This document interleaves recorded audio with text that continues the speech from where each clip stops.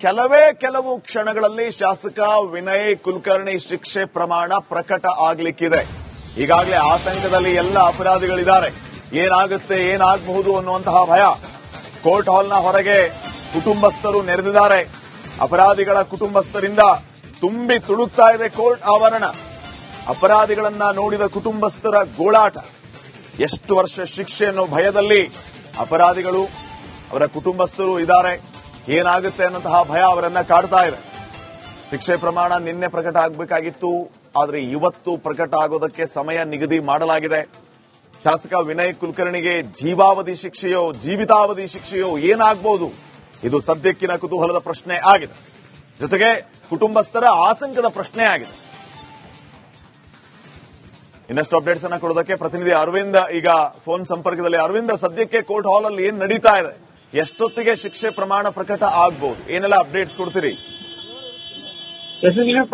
ಯೋಗೇಶ್ ಗೌಡ ಹತ್ಯೆ ಪ್ರಕರಣ ಸಂಬಂಧಪಟ್ಟಂತೆ ಅಂತಿಮವಾದಂತಹ ತೀರ್ಪು ಕೂಡ ಸಿಕ್ಕಿರುವಂತದ್ದು. ಈಗಾಗಲೇ ಶಿಕ್ಷೆ ಪ್ರಮಾಣ ಪ್ರಕಟ ಇನ್ನೇನು ಕೆಲವೇ ಕ್ಷಣಗಳಲ್ಲಿ ಆ ಒಂದು ತೀರ್ಪನ್ನ ಅಂದ್ರೆ ಶಿಕ್ಷೆ ಪ್ರಮಾಣವನ್ನ ಪ್ರಕಟ ಕೂಡ ಮಾಡ್ತಾರೆ. ಆ ಹಂತದಲ್ಲಿ ಕೋರ್ಟ್ ಹಾಲ್ ಬಳಿ ಈಗಾಗಲೇ ಈ ಒಂದು ದೋಷಿಗಳ ಅಂದ್ರೆ ಅಪರಾಧಿ 17 ಜನ ಏನಿದ್ರು ಅವರ ಅಪರಾಧಿಗಳ ಕುಟುಂಬಸ್ಥರು ಕೂಡ ನೆರೆದಿರುವಂತದ್ದು. ಯಾವ ರೀತಿಯಾದಂತಹ ಶಿಕ್ಷೆ ಇಲ್ಲಿ ಪ್ರಮಾಣ ಸಿಗಬಹುದು ಅನ್ನುವಂಥದ್ದಕ್ಕಾಗಿ ಎಲ್ರಿಗೂ ಕೂಡ ಒಂದು ಆತಂಕದ ವಾತಾವರಣ ಇಲ್ಲಿ ಸೃಷ್ಟಿಯಾಗಿದೆ. ಎಷ್ಟು ವರ್ಷಗಳ ಕಾಲ ಶಿಕ್ಷೆ ಆಗುತ್ತೆ ಅನ್ನುವಂತಹ ಭಯದಲ್ಲಿ ಅಪರಾಧಿಗಳ ಜೊತೆಗೆ ಅವರ ಕುಟುಂಬಸ್ಥರು ಕೂಡ ಇರುವಂತದ್ದು. ಪ್ರಮುಖವಾಗಿ ಇಲ್ಲಿ ಕೊಲೆ ಆರೋಪ ಜೊತೆಗೆ ಆ ಒಂದು ಒಳಸಂಚಿನ ಜೊತೆಗೆ ಮಾರಕಾಸ್ತ್ರಗಳನ್ನ ಬಳಕೆ ಮಾಡ್ಕೊಂಡಿರುವಂತದ್ದು. ಇದು ಅಲ್ಲದೆ ಆ ಒಂದು ಪ್ರಕರಣ ಏನಿತ್ತು ಆ ಪ್ರಕರಣದಲ್ಲಿ ಸಾಕ್ಷಿಗಳ ಮೇಲೆ ಪ್ರಭಾವ ಬೀರಿದಂತಹ ಈ ಎಲ್ಲಾ ಒಂದು ಆರೋಪಗಳ ಪ್ರಮುಖವಾದಂತಹ ಸಾಕ್ಷಿಗಳನ್ನ ಕೋರ್ಟ್ ಮುಂದೆ ಇಟ್ಟು ಆ ಮುಖೇನವಾಗಿ ದೋಷಿ ಎಂಬಂತ ತೀರ್ಪು ಈಗಾಗಲೇ ಸಿಕ್ಕಿರುವಂತದ್ದು. ಆ ಮುಖೇನವಾಗಿ ಈಗ ಅಪರಾಧಿಗಳಿಗೆ ಶಿಕ್ಷೆ ಪ್ರಮಾಣ ಪ್ರಕಟ ಆಗುತ್ತೆ. ಪ್ರಮುಖವಾಗಿ ಇಲ್ಲಿ ವಿನಯ್ ಕುಲಕರ್ಣಿ ಏನಿದ್ದಾರೆ ಶಾಸಕ ಸ್ಥಾನವನ್ನ ಕಳೆದುಕೊಳ್ಳುವಂತಹ ಸಾಧ್ಯತೆ ಕೂಡ ಇರುವಂತದ್ದು. 2 ವರ್ಷಗಳ ಕಾಲಕ್ಕಿಂತ ಹೆಚ್ಚಿನ ಒಂದು ಶಿಕ್ಷೆಯ ಪ್ರಮಾಣ ಪ್ರಕಟ ಆಗಿದ್ದೇ ಆದಲ್ಲಿ ಅವರ ಶಾಸಕ ಸ್ಥಾನ ಕೂಡ ರದ್ದಾಗುತ್ತೆ. ಹಾಗಾಗಿ ಇವತ್ತು ಅವರ ರಾಜಕೀಯ ಭವಿಷ್ಯ ಜೊತೆಗೆ ಅವರ ಜೀವನದ ಪ್ರಮುಖ ದಿನ ಜೊತೆಗೆ ಸಂಕಷ್ಟದ ದಿನ ಅಂತ ಕೂಡ ಹೇಳಲಾಗ್ತಾ ಇದೆ. ಸದ್ಯ ಈಗ ಕೋರ್ಟ್ ಹಾಲ್ಗೆ ಕೂಡ ಅಲ್ಲಿ ಅವರ ಕುಟುಂಬಸ್ಥರು ಕೂಡ ನೆರೆದಿರುವಂತದ್ದು. ಅವರೆಲ್ಲರಿಗೂ ಕೂಡ ಈ ಒಂದು ವಿಷಯ ಆತಂಕಕಾರಿ ವಿಷಯ ಆಗಿ ಕಾಣಿಸುತ್ತಾ ಇರುವಂತದ್ದು. ಶ್ರೀಪಾದ್, ಓಕೆ ಅರವಿಂದ, ನಿನ್ನೆ ಶಿಕ್ಷೆ ಪ್ರಮಾಣವನ್ನ ಪ್ರಕಟ ಮಾಡೋದನ್ನ ಇವತ್ತಿಗೆ ಮುಂದೂಡಲಾಗಿತ್ತು. ಏನೆಲ್ಲ ಕಾರಣಗಳಿತ್ತು? ಇವತ್ತು ಆ ಕಾರಣಗಳ ಪ್ರಕಾರವಾಗಿ ನಡೀತಾ ಇದೆ ಹೇಗೆ ಅಂತ? ಖಂಡಿತ ಶ್ರೀಪಾದ್, ನಿನ್ನೆ ಕೂಡ ಅಂದ್ರೆ ಏನು ಒಂದು ಕೋರ್ಟ್ ನ ತೀರ್ಪು ಪ್ರಕಾರವಾಗಿ ಈ ಆರೋಪಿಗಳು ಏನಿದ್ರು ಅವರನ್ನ ಅಪರಾಧಿ ಅಂದ್ರೆ ದೋಷಿಗಳನ್ನಾಗಿ ಅವರು ತೀರ್ಪನ್ನ ಕೊಟ್ಟಿದ್ರು. ಅದಾದ ಬಳಿಕ ಶಿಕ್ಷೆ ಪ್ರಮಾಣವನ್ನ ಪ್ರಕಟ ಮಾಡಬೇಕಾಗಿತ್ತು. ಅದಕ್ಕೂ ಮುಂಚೆ ಕಾನೂನಲ್ಲಿ ಒಂದು ಅವಕಾಶ ಇತ್ತು, ಅಂದ್ರೆ ಬಾರ್ಗೇನಿಂಗ್ ಸೆಷನ್ ಅಂತ ನಾವೇನೇ ಹೇಳ್ತೀವಿ. ಆ ಮುಖೇನವಾಗಿ 2 ವಕೀಲರು ಅಂದ್ರೆ SPP ಆಗಿರ್ಬೋದು ಜೊತೆಗೆ ಅಪರಾಧಿ ಪರ ವಕೀಲರು ಕೂಡ ಮನವಿಯನ್ನ ಮಾಡ್ಕೊಂಡ್ರು. ಅಲ್ಲಿ ವಿನಯ್ ಕುಲಕರ್ಣಿ ಅವರು ಅಂದ್ರೆ ಅಪರಾಧಿಗಳು ಯಾರ್ಯಾರು ಇದ್ರು ಅವರೆಲ್ಲರೂ ಕೂಡ ಮನವಿಯನ್ನ ಮಾಡಿದ್ರು. ನಾವು ಅಪರಾಧಿಗಳಲ್ಲಿ ಮುಖ್ಯವಾಗಿ ವಿನಯ್ ಕುಲಕರ್ಣಿ ಅವರು, ನಾನು ರೈತಾಪಿ ವರ್ಗದಿಂದ ಬಂದಿದ್ದೀನಿ, ಜೊತೆಗೆ ಜನರು ನನ್ನನ್ನು ಆಯ್ಕೆ ಮಾಡ್ಕೊಂಡಿದ್ದಾರೆ, ನನಗೆ ಕುಟುಂಬ ಇದೆ, ಅದಲ್ಲದೆ ಆ ರೀತಿಯಾದಂತಹ ಮಾತುಗಳನ್ನ ಅವರು ಕಣ್ಣೀರು ಹಾಕಿ ಅವರು ತಮ್ಮ ಶಿಕ್ಷೆಯ ಪ್ರಮಾಣವನ್ನ ಕಡಿಮೆ ಮಾಡಿ ಅನ್ನುವಂತ ರೀತಿಯಲ್ಲಿ ಮನವಿ ಮಾಡಿದ್ರೆ. ಜೊತೆಗೆ ಅವರ ಪರ ವಕೀಲರು ಕೂಡ ಹೇಳಿದ್ರು ಇಲ್ಲಿ ಜನರಿಂದ ಆಯ್ಕೆ ಆಗಿ ಬಂದಿದ್ದಾರೆ ಇವರು. ಹಾಗಾಗಿ ಇಲ್ಲಿ ಇವ್ರಿಗೆ ಈಗಾಗಲೇ ಶಿಕ್ಷೆ ಅಂದ್ರೆ ಪಶ್ಚಾತ್ತಾಪ ಆಗಿದೆ. ಹಾಗಾಗಿ ಈ ಒಂದು ಶಿಕ್ಷೆ ಪ್ರಮಾಣವನ್ನ ಕಡಿಮೆ ಮಾಡಬೇಕು. ಜೊತೆಗೆ ಬೇರೆ ಪ್ರಕರಣಗಳನ್ನ ಉಲ್ಲೇಖ ಮಾಡಿ ಇಲ್ಲಿ ಅಪರಾಧಿ ವಿನಯ್ ಕುಲಕರ್ಣಿ ಅವರ ಪರ ವಕೀಲರು ಕೂಡ ವಾದ ಮಾಡಿದ್ರು. ಅದಕ್ಕೆ ಪ್ರತ್ಯುತ್ತರವಾಗಿ ಪ್ರತಿವಾದವನ್ನ ಮಾಡಿದಂತಹ SPP ಅಂದ್ರೆ CBI ಪರ ವಕೀಲರು ಕೂಡ ಹೇಳಿದ್ರು ಇಲ್ಲಿ ಯಾವ ರೀತಿಯಾದಂತಹ ಕಠಿಣವಾದಂತಹ ಶಿಕ್ಷೆಯನ್ನ ಕೊಡಬೇಕು, ಯಾಕೆ ಕೊಡಬೇಕು ಅನ್ನುವಂತ ಕಾರಣಗಳನ್ನ ಕೂಡ ಇಲ್ಲಿ ಕೊಟ್ರು. ಯಾಕಂದ್ರೆ ಈ ಘಟನೆ ಏನಾಗಿತ್ತು 2015ರಲ್ಲಿ, ಈ ಘಟನೆ ಆದಂತಹ ಸಮಯದಲ್ಲಿ ಯೋಗೇಶ್ ಗೌಡ ಅವರಿಗೆ ಈ ಹಿಂದೆ ಅಂದ್ರೆ ಘಟನೆ ಆಗುವ ಮುಂಚೆ ಒಂದು ದಿನ ಮುಂಚೆ ಒಂದು ಲೆಟರ್ ಕೂಡ ಬಂದಿರುತ್ತೆ.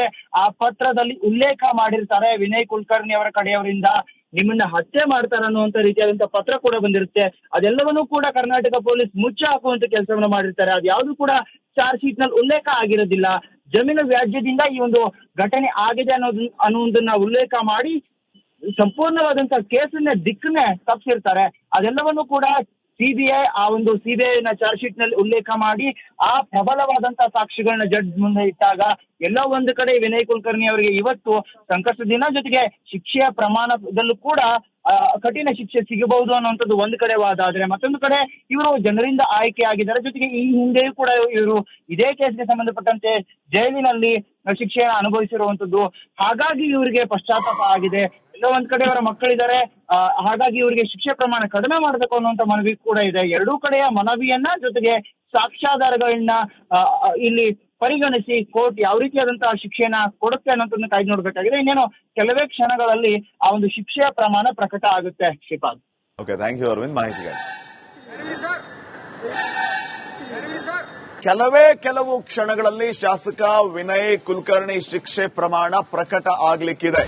ಈಗಾಗಲೇ ಆತಂಕದಲ್ಲಿ ಎಲ್ಲ ಅಪರಾಧಿಗಳಿದ್ದಾರೆ. ಏನಾಗುತ್ತೆ, ಏನಾಗಬಹುದು ಅನ್ನುವಂತಹ ಭಯ. ಕೋರ್ಟ್ ಹಾಲ್ನ ಹೊರಗೆ ಕುಟುಂಬಸ್ಥರು ನೆರೆದಿದ್ದಾರೆ. ಅಪರಾಧಿಗಳ ಕುಟುಂಬಸ್ಥರಿಂದ ತುಂಬಿ ತುಳುಕ್ತಾ ಇದೆ ಕೋರ್ಟ್ ಆವರಣ. ಅಪರಾಧಿಗಳನ್ನ ನೋಡಿದ ಕುಟುಂಬಸ್ಥರ ಗೋಳಾಟ. ಎಷ್ಟು ವರ್ಷ ಶಿಕ್ಷೆ ಅನ್ನೋ ಭಯದಲ್ಲಿ ಅಪರಾಧಿಗಳು, ಅವರ ಕುಟುಂಬಸ್ಥರು ಇದ್ದಾರೆ. ಏನಾಗುತ್ತೆ ಅನ್ನೋಂತಹ ಭಯ ಅವರನ್ನ ಕಾಡ್ತಾ ಇದೆ. ಶಿಕ್ಷೆ ಪ್ರಮಾಣ ನಿನ್ನೆ ಪ್ರಕಟ ಆಗಬೇಕಾಗಿತ್ತು, ಆದರೆ ಇವತ್ತು ಪ್ರಕಟ ಆಗೋದಕ್ಕೆ ಸಮಯ ನಿಗದಿ ಮಾಡಲಾಗಿದೆ. ಶಾಸಕ ವಿನಯ್ ಕುಲಕರ್ಣಿಗೆ ಜೀವಾವಧಿ ಶಿಕ್ಷೆಯೋ ಜೀವಿತಾವಧಿ ಶಿಕ್ಷೆಯೋ ಏನಾಗಬಹುದು? ಇದು ಸದ್ಯಕ್ಕಿನ ಕುತೂಹಲದ ಪ್ರಶ್ನೆ ಆಗಿದೆ. ಜೊತೆಗೆ ಕುಟುಂಬಸ್ಥರ ಆತಂಕದ ಪ್ರಶ್ನೆ ಆಗಿದೆ. ಇನ್ನಷ್ಟು ಅಪ್ಡೇಟ್ಸ್ ಅನ್ನ ಕೊಡೋದಕ್ಕೆ ಪ್ರತಿನಿಧಿ ಅರವಿಂದ ಈಗ ಫೋನ್ ಸಂಪರ್ಕದಲ್ಲಿ. ಅರವಿಂದ, ಸದ್ಯಕ್ಕೆ ಕೋರ್ಟ್ ಹಾಲ್ ಅಲ್ಲಿ ಏನ್ ನಡೀತಾ ಇದೆ? ಎಷ್ಟೊತ್ತಿಗೆ ಶಿಕ್ಷೆ ಪ್ರಮಾಣ ಪ್ರಕಟ ಆಗಬಹುದು? ಏನೆಲ್ಲ ಅಪ್ಡೇಟ್ಸ್ ಕೊಡ್ತೀರಿ? ಶ್ರೀಪಾದ್, ಯೋಗೇಶ್ ಗೌಡ ಹತ್ಯೆ ಪ್ರಕರಣ ಸಂಬಂಧಪಟ್ಟಂತೆ ಅಂತಿಮವಾದಂತಹ ತೀರ್ಪು ಕೂಡ ಸಿಕ್ಕಿರುವಂತದ್ದು. ಈಗಾಗಲೇ ಶಿಕ್ಷೆ ಪ್ರಮಾಣ ಪ್ರಕಟ ಇನ್ನೇನು ಕೆಲವೇ ಕ್ಷಣಗಳಲ್ಲಿ ಆ ಒಂದು ತೀರ್ಪನ್ನ ಅಂದ್ರೆ ಶಿಕ್ಷೆ ಪ್ರಮಾಣವನ್ನ ಪ್ರಕಟ ಕೂಡ ಮಾಡ್ತಾರೆ. ಆ ಹಂತದಲ್ಲಿ ಕೋರ್ಟ್ ಹಾಲ್ ಬಳಿ ಈಗಾಗಲೇ ಈ ಒಂದು ದೋಷಿಗಳ ಅಂದ್ರೆ ಅಪರಾಧಿ 17 ಜನ ಏನಿದ್ರು ಅವರ ಅಪರಾಧಿಗಳ ಕುಟುಂಬಸ್ಥರು ಕೂಡ ನೆರೆದಿರುವಂತದ್ದು. ಯಾವ ರೀತಿಯಾದಂತಹ ಶಿಕ್ಷೆ ಇಲ್ಲಿ ಪ್ರಮಾಣ ಸಿಗಬಹುದು ಅನ್ನುವಂಥದ್ದಕ್ಕಾಗಿ ಎಲ್ರಿಗೂ ಕೂಡ ಒಂದು ಆತಂಕದ ವಾತಾವರಣ ಇಲ್ಲಿ ಸೃಷ್ಟಿಯಾಗಿದೆ. ಎಷ್ಟು ವರ್ಷಗಳ ಕಾಲ ಶಿಕ್ಷೆ ಆಗುತ್ತೆ ಅನ್ನುವಂತಹ ಭಯದಲ್ಲಿ ಅಪರಾಧಿಗಳ ಜೊತೆಗೆ ಅವರ ಕುಟುಂಬಸ್ಥರು ಕೂಡ ಇರುವಂತದ್ದು. ಪ್ರಮುಖವಾಗಿ ಇಲ್ಲಿ ಕೊಲೆ ಆರೋಪ ಜೊತೆಗೆ ಆ ಒಂದು ಸಂಚನ್ನ ಒಳಸಂಚಿನ ಜೊತೆಗೆ ಮಾರಕಾಸ್ತ್ರಗಳನ್ನ ಬಳಕೆ ಮಾಡ್ಕೊಂಡಿರುವಂತದ್ದು. ಇದು ಅಲ್ಲದೆ ಆ ಒಂದು ಪ್ರಕರಣ ಏನಿತ್ತು, ಆ ಪ್ರಕರಣದಲ್ಲಿ ಸಾಕ್ಷಿಗಳ ಮೇಲೆ ಪ್ರಭಾವ ಬೀರಿದಂತಹ ಈ ಎಲ್ಲಾ ಒಂದು ಆರೋಪಗಳ ಪ್ರಮುಖವಾದಂತಹ ಸಾಕ್ಷಿಗಳನ್ನ ಕೋರ್ಟ್ ಮುಂದೆ ಇಟ್ಟು ಆ ಮುಖೇನವಾಗಿ ದೋಷಿ ಎಂಬಂತ ತೀರ್ಪು ಈಗಾಗಲೇ ಸಿಕ್ಕಿರುವಂತದ್ದು.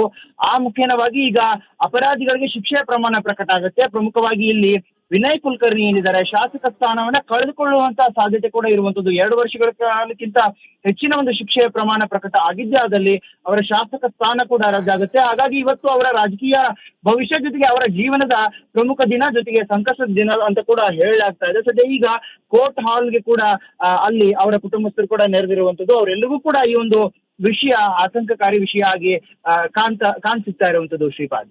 ಓಕೆ ಅರವಿಂದ, ನಿನ್ನೆ ಶಿಕ್ಷೆ ಪ್ರಮಾಣವನ್ನ ಪ್ರಕಟ ಮಾಡೋದನ್ನ ಇವತ್ತಿಗೆ ಮುಂದೂಡಲಾಗಿತ್ತು. ಏನೆಲ್ಲ ಕಾರಣಗಳಿಗಿತ್ತು? ಇವತ್ತು ಆ ಕಾರಣಗಳ ಪ್ರಕಾರವಾಗಿ ನಡೀತಾ ಇದೆ ಹೇಗೆ ಅಂತ? ಖಂಡಿತ ಶ್ರೀಪಾದ್, ನಿನ್ನೆ ಕೂಡ ಅಂದ್ರೆ ಏನು ಒಂದು ಕೋರ್ಟ್ ನ ತೀರ್ಪು ಪ್ರಕಾರವಾಗಿ ಈ ಆರೋಪಿಗಳು ಏನಿದ್ರು ಅವ್ರನ್ನ ಅಪರಾಧಿ ಅಂದ್ರೆ ದೋಷಿಗಳನ್ನಾಗಿ ಅವರು ತೀರ್ಪನ್ನ ಕೊಟ್ಟಿದ್ರು. ಅದಾದ ಬಳಿಕ ಶಿಕ್ಷೆ ಪ್ರಮಾಣವನ್ನ ಪ್ರಕಟ ಮಾಡಬೇಕಾಗಿತ್ತು. ಅದಕ್ಕೂ ಮುಂಚೆ ಕಾನೂನಲ್ಲಿ ಒಂದು ಅವಕಾಶ ಇತ್ತು, ಅಂದ್ರೆ ಬಾರ್ಗೇನಿಂಗ್ ಸೆಷನ್ ಅಂತ ನಾವೇನೇ ಹೇಳ್ತೀವಿ. ಆ ಮುಖೇನವಾಗಿ 2 ವಕೀಲರು ಅಂದ್ರೆ SPP ಆಗಿರ್ಬೋದು ಜೊತೆಗೆ ಅಪರಾಧಿ ಪರ ವಕೀಲರು ಕೂಡ ಮನವಿಯನ್ನ ಮಾಡ್ಕೊಂಡ್ರು. ಅಲ್ಲಿ ವಿನಯ್ ಕುಲಕರ್ಣಿ ಅವರು ಅಂದ್ರೆ ಅಪರಾಧಿಗಳು ಯಾರ್ಯಾರಿದ್ರು ಅವರೆಲ್ಲರೂ ಕೂಡ ಮನವಿಯನ್ನ ಮಾಡಿದ್ರು.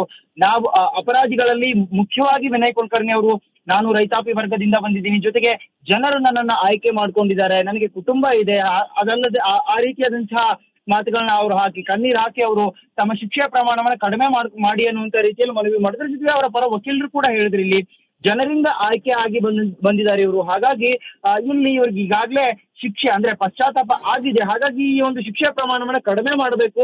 ಜೊತೆಗೆ ಬೇರೆ ಪ್ರಕರಣಗಳನ್ನ ಉಲ್ಲೇಖ ಮಾಡಿ ಇಲ್ಲಿ ಅಪರಾಧಿ ವಿನಯ್ ಕುಲಕರ್ಣಿ ಅವರ ಪರ ವಕೀಲರು ಕೂಡ ವಾದ ಮಾಡಿದ್ರು. ಅದಕ್ಕೆ ಪ್ರತ್ಯುತ್ತರವಾಗಿ ಪ್ರತಿವಾದವನ್ನ ಮಾಡಿದಂತಹ SPP ಅಂದ್ರೆ CBI ಪರ ವಕೀಲರು ಕೂಡ ಹೇಳಿದ್ರು ಇಲ್ಲಿ ಯಾವ ರೀತಿಯಾದಂತಹ ಕಠಿಣವಾದಂತಹ ಶಿಕ್ಷೆಯನ್ನ ಕೊಡಬೇಕು, ಯಾಕೆ ಕೊಡಬೇಕು ಅನ್ನುವಂತ ಕಾರಣಗಳನ್ನ ಕೂಡ ಇಲ್ಲಿ ಕೊಟ್ಟರು. ಯಾಕಂದ್ರೆ ಈ ಘಟನೆ ಏನಾಗಿತ್ತು 2015ರಲ್ಲಿ, ಈ ಘಟನೆ ಆದಂತಹ ಸಮಯದಲ್ಲಿ ಯೋಗೇಶ್ ಗೌಡ ಅವರಿಗೆ ಈ ಹಿಂದೆ ಅಂದ್ರೆ ಘಟನೆ ಆಗುವ ಮುಂಚೆ ಒಂದು ದಿನ ಮುಂಚೆ ಒಂದು ಲೆಟರ್ ಕೂಡ ಬಂದಿರುತ್ತೆ.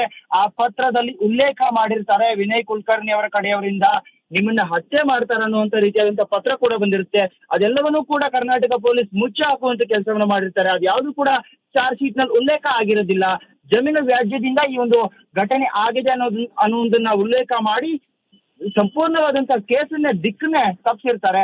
ಅದೆಲ್ಲವನ್ನೂ ಕೂಡ ಸಿಬಿಐ ಆ ಒಂದು ಸಿಬಿಐನ ಚಾರ್ಜ್ ಶೀಟ್ ನಲ್ಲಿ ಉಲ್ಲೇಖ ಮಾಡಿ ಆ ಪ್ರಬಲವಾದಂತಹ ಸಾಕ್ಷಿಗಳನ್ನ ಜಡ್ಜ್ ಮುಂದೆ ಇಟ್ಟಾಗ ಎಲ್ಲೋ ಒಂದು ಕಡೆ ವಿನಯ್ ಕುಲಕರ್ಣಿ ಅವರಿಗೆ ಇವತ್ತು ಸಂಕಷ್ಟದಿಂದ ಜೊತೆಗೆ ಶಿಕ್ಷೆಯ ಪ್ರಮಾಣದಲ್ಲೂ ಕೂಡ ಕಠಿಣ ಶಿಕ್ಷೆ ಸಿಗಬಹುದು ಅನ್ನುವಂಥದ್ದು ಒಂದು ಕಡೆ ವಾದ ಆದ್ರೆ, ಮತ್ತೊಂದು ಕಡೆ ಇವರು ಜನರಿಂದ ಆಯ್ಕೆ ಆಗಿದ್ದಾರೆ. ಜೊತೆಗೆ ಈ ಹಿಂದೆಯೂ ಕೂಡ ಇವರು ಇದೇ ಕೇಸ್ಗೆ ಸಂಬಂಧಪಟ್ಟಂತೆ ಜೈಲಿನಲ್ಲಿ ಶಿಕ್ಷೆಯನ್ನು ಅನುಭವಿಸಿರುವಂತದ್ದು.